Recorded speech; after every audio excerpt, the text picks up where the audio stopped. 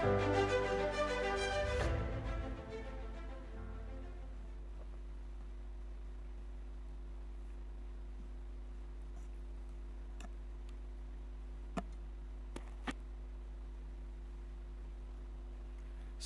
warahmatullahi wabarakatuh.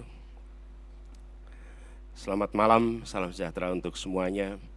Yang kami hormati Ketua KPK Bapak Nawawi Pomolango dan seluruh pimpinan KPK, Ketua KPU yang saya hormati, Ketua Bawaslu, Ketua DKPP, yang kami hormati Kapolri atau yang mewakili, Jaksa Agung atau yang mewakili, yang kami hormati pasangan calon nomor 02 Bapak Prabowo Subianto, Bapak Gibran Rakabuming Raka, dan pasangan calon nomor urut 3 Bapak Ganjar Pranowo dan Bapak Mahfud MD, dan seluruh pimpinan partai, perwakilan partai pengusung, dan hadirin sekalian. Izinkan kami merespon apa yang tadi disampaikan oleh KPK. Kami melihat persoalan yang sama seperti tadi dipaparkan, bahwa komitmen untuk memberantas korupsi harus mulai dari puncak, dari yang paling atas. Dan kita menyadari Indonesia seperti yang disampaikan didirikan oleh orang-orang yang berintegritas.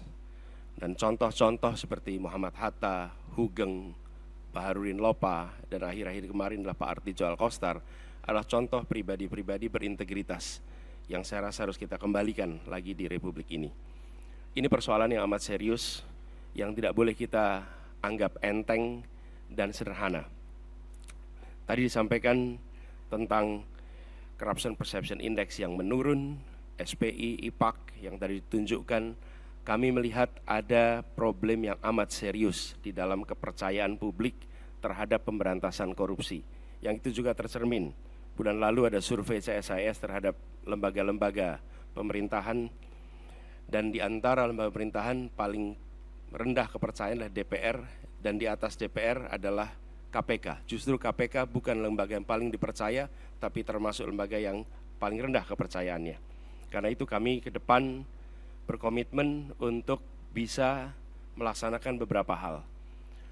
Pertama adalah mengembalikan kepercayaan publik, mengembalikan KPK menjadi institusi yang memiliki kekuatan dan memiliki kemampuan untuk menindak seluruh tindakan pelanggaran korupsi.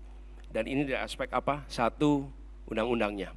Kita ingin mengembalikan agar KPK berwibawa lagi secara legal seperti dulu. Dan ini artinya merevisi Undang-Undang KPK. Kami ingin agar revisi ini akan bisa mengembalikan KPK kepada posisi yang kuat. Yang kedua adalah standar etika yang tinggi di tubuh KPK.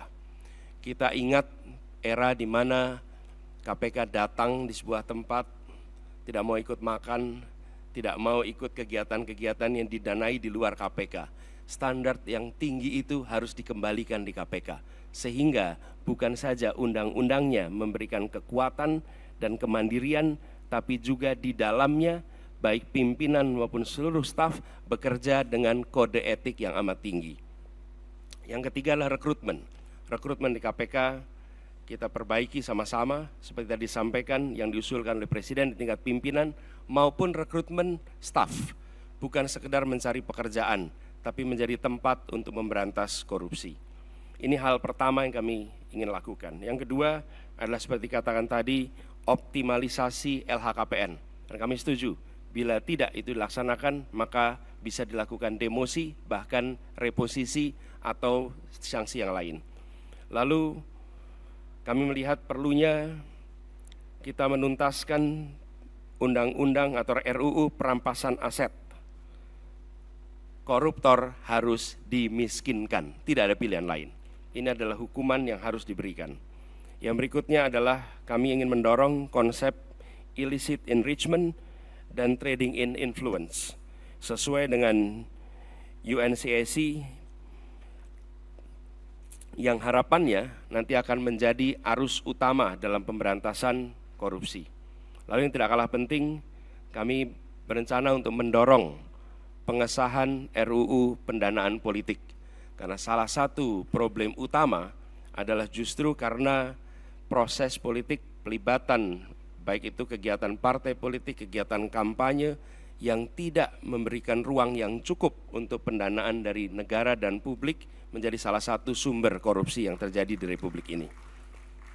Kemudian kita berencana untuk memberikan hadiah yang layak bagi pemburu koruptor, sehingga yang memburu koruptor bukan hanya aparatur dari KPK, kepolisian, dan kejaksaan, tapi semua pihak yang ikut melaporkan, memburu, mereka mendapatkan reward yang setara. Ini adalah komitmen kami terkait dengan pemberantasan korupsinya. Yang berikutnya adalah terkait dengan sektor-sektor utamanya. Pemberantasan korupsi harus diselesaikan di semua sektor. Tapi kami melihat ada beberapa sektor utama yang harus diawalkan. Pertama adalah aspek pendapatan negara. Kami melihat penting sekali bila aspek ini dilakukan tindakan yang serius, pajak, cukai, PNBP. Kemudian sektor sumber daya alam khususnya dan sumber daya laut.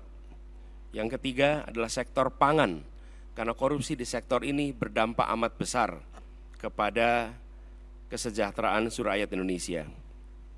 Yang berikutnya adalah yang ketiga, sektor layanan dasar, pendidikan, kesehatan, infrastruktur. Ini memiliki efek yang amat besar pada kualitas pendidikan, kualitas pelayanan kesehatan, bahkan kualitas perekonomian karena infrastruktur yang terganggu oleh praktek-praktek korupsi. Berikutnya adalah bisnis ilegal, judi, narkoba, dan lain-lain. Inilah sektor-sektor utama yang dalam hemat kami perlu menjadi perhatian di dalam pemberantasan korupsi. Jadi Bapak-Ibu sekalian yang kami hormati, kami berkomitmen bukan sekedar karena saat ini dalam tanggung jawab untuk menjadi calon presiden, calon wakil presiden, dan dimintai komitmennya di KPK. Perlu kami sampaikan bahwa komitmen kami untuk memerangi korupsi sudah dimulai sejak zaman dulu. Zaman mahasiswa aktif untuk memerangi praktek-praktek korupsi di era KKN merajalela. Ketika kami bertugas sebagai akademisi, rektor, maka kami menetapkan mata kuliah anti korupsi sebagai mata kuliah wajib yang harus diambil oleh setiap mahasiswa. Dan waktu itu bekerja sama dengan KPK. Barangkali menjadi satu-satunya universitas di Indonesia, bahkan mungkin di dunia, yang menjadikan mata kuliah anti korupsi sebagai mata kuliah wajib. Dan tujuannya seperti disampaikan oleh Pak Nurul Gufron tadi, di aspek pendidikan kita ingin memangkas suplai potensi koruptor. Dan bila itu dikerjakan, harapannya dalam jangka panjang kita akan bisa mencegah potensi itu. Yang berikutnya, ketika kami bertugas di DKI, kami membentuk yang disebut sebagai Komisi Pencegahan Korupsi Ibu Kota, KPK Ibu Kota.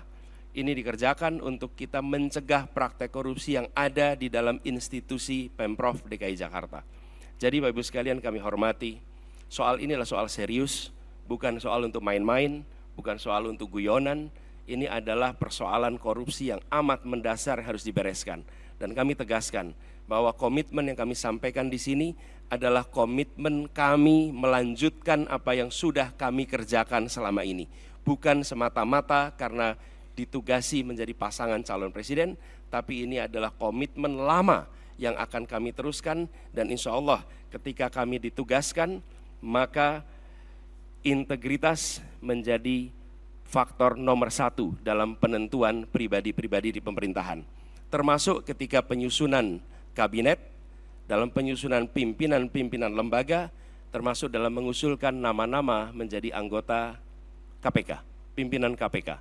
Ini semua bagian dari komitmen kita untuk mengembalikan agar kepercayaan rakyat pada pemimpin, kepercayaan rakyat kepada pemerintahan bisa pulih kembali, dan dengan kepercayaan itu kami yakin Indonesia akan bisa meraih semua yang dijanjikan oleh kemerdekaan. Seperti yang disampaikan tadi, 4 hal itu hanya akan bisa tercapai apabila kita memiliki komitmen untuk menjunjung tinggi integritas, kompetensi. Dan inilah komitmen yang kami berikan kepada seluruh rakyat Indonesia melalui forum yang terhormat pada malam hari ini. Terima kasih. Assalamualaikum warahmatullahi wabarakatuh. Terima kasih Bapak Anies Baswedan.